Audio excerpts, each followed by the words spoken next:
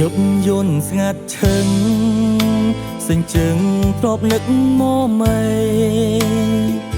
ស្រនងអាឡ័យដល់ដីស្រុកស្រែចំការនឹកពុកនឹកម៉ែធ្លាប់ថែត្រាក់ថ្នមបុណ្យភ្ងាមិនដឹងសុខទុក្ខយ៉ាងណាចិត្តកូនសពកានស្បាយដីក្រុងស្រងស្អាតសង្វាតកាខ្លួននឹងភ្លេងជាយាមច្រៀងលក់សំលេងការងារកូនរកបានហើយស្អែកនេះទៅស្រុកជំរាបម៉ែពុកឲ្យលោកបានស្បាយយើងលែងលំបាទៀតហើយម៉ែអើយពុកអើយឈុំភ័យធ្លាប់ស្ដាប់ភ្លេងពុកតែងបែបបនស្រុកស្រែ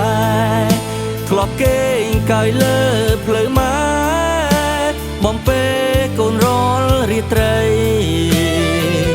អីលើកូនធំ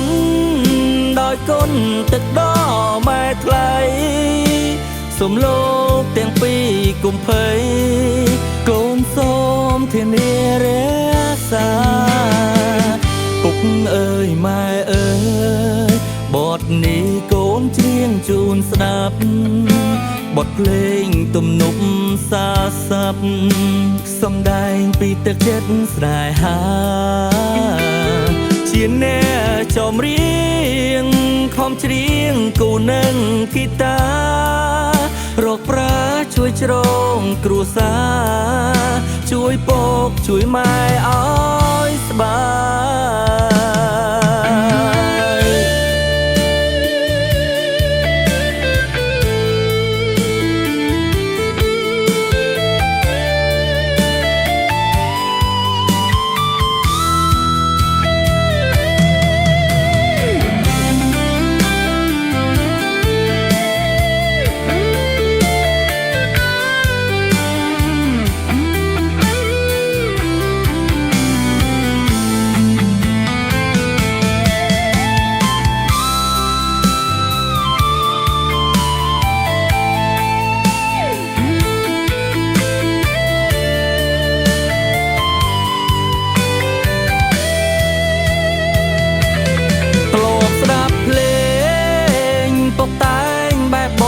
ស្រុកស្រែ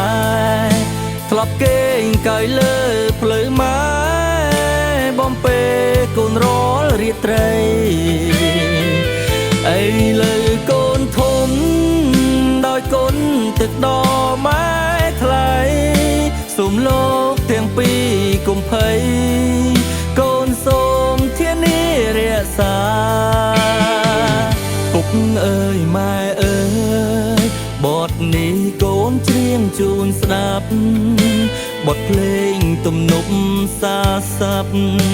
សំដែងពីទឹកចិត្តស្រែហាជាអ្នកចំរៀងខំច្រៀងគូនឹងគីតារកប្រាជួយជ្រងគ្រួសារជួយពកជួយម៉ែ